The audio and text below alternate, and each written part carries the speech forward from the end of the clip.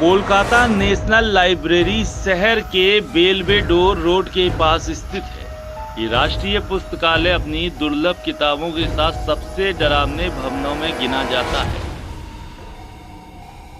ये भवन बंगाल के पूर्व गवर्नर वारेन हेस्टिंग्स का आधिकारिक आवास हुआ करता था।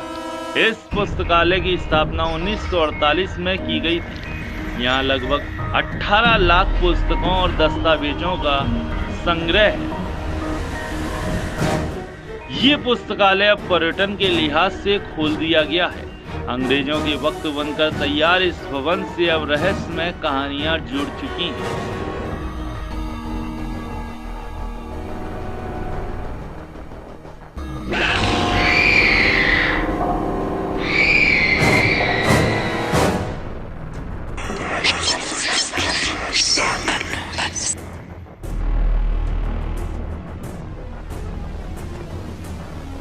यहाँ पढ़ने आए कई पाठकों का मानना है कि उन्होंने यहाँ किसी अदृश्य साये के होने का अनुभव किया है। कई बार यहाँ से पदचिन्हों की अजीबोगरीब आवाजें सुनी गई हैं।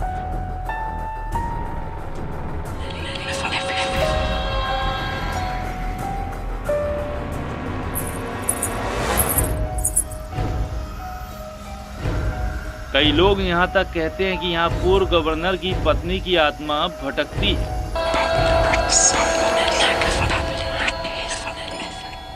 कहा जाता है कि जब यहाँ पर नई इमारत का निर्माण कार्य चल रहा था तो उस दौरान कुछ लोग रहस्यमय मौत का शिकार हो गए थे। यहाँ तक कि छात्रों ने भी यहाँ पर कुछ अलग डरावना अनुभव किया है।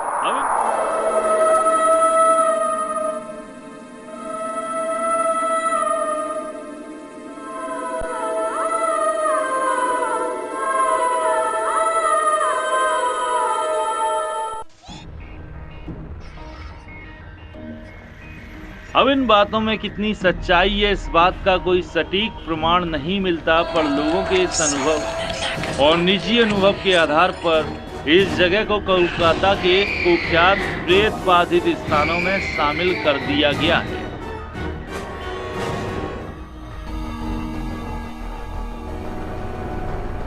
(1757) में मीर जाफर नवाब सिराजुद्दौला को धोखा देकर बंगाल का नवाब बना।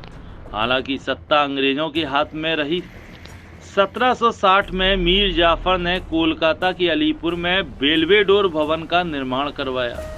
बाद में ये बंगाल के लेफ्टिनेंट गवर्नर का आधिकारिक निवास बना, जिसके बाद एस्प्लेनेड की एक और गैर सरकारी संस्था के रूप में यहाँ से पहली बार 1836 में कलकत्ता पब्लिक लाइब्रेरी की शुरुआत की गई।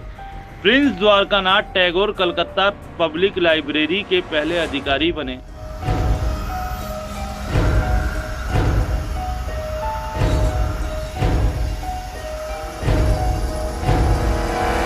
जिसके बाद कलकत्ता में कुछ अन्य पुस्तकालयों द्वारा कलकत्ता पब्लिक लाइब्रेरी को इंपीरियल लाइब्रेरी में तब्दील कर दिया गया, लेकिन तब तक इसे आम आदमी के लिए खोला नहीं गया था।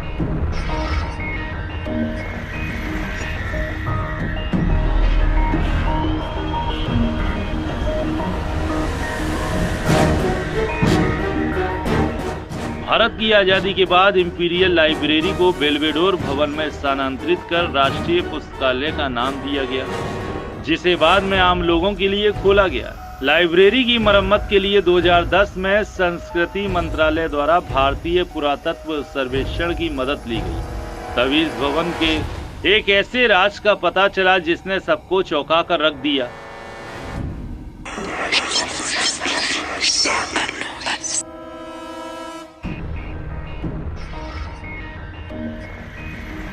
यहाँ पढ़ने आए कई पाठकों का मानना है कि उन्होंने यहाँ किसी अदृश्य साये के होने का अनुभव किया है।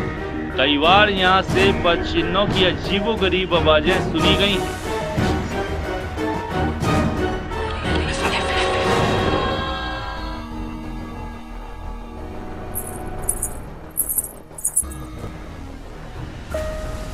कई लोग यहाँ तक कहते हैं कि यहाँ पूर्व गवर्नर की पत्नी की आत्मा भटकती है।